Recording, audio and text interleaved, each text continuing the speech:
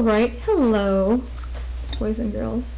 I'm going to be reading from Frog and Toad Together, written by Arnold Lobel. It's an I Can Read book. It's a level 2, reading with help. Frog and Toad Together. And I'm going to be reading Dragons and Giants. Frog and Toad were reading a book together. "The people in this book are brave," said Toad. "They fight dragons and giants, and they are never afraid." "I wonder if we are brave," said Frog. Frog and Toad looked into the mirror. "We look brave," said Frog. "Yes, but are we?" asked Toad.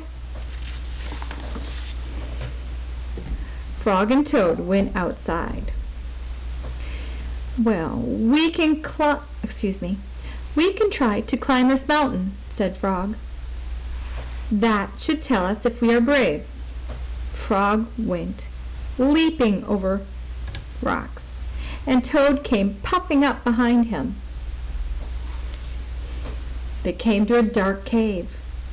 A big snake came out of the cave. "Hello, Lunch," said the snake.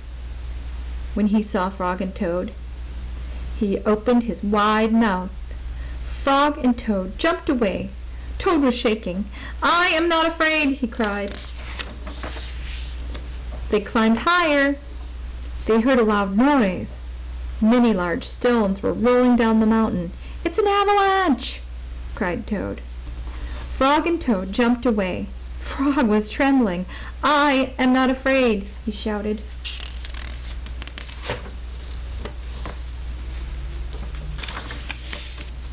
They came to the top of the mountain. The shadow of a hawk fell over them. Frog and Toad jumped under a rock. The hawk flew away. "We are not afraid," screamed Frog and Toad at the same time. Then they ran down the mountain very fast. They ran past the place where they saw the avalanche. They ran past the place where they saw the snake. They ran all the way to Toad's house.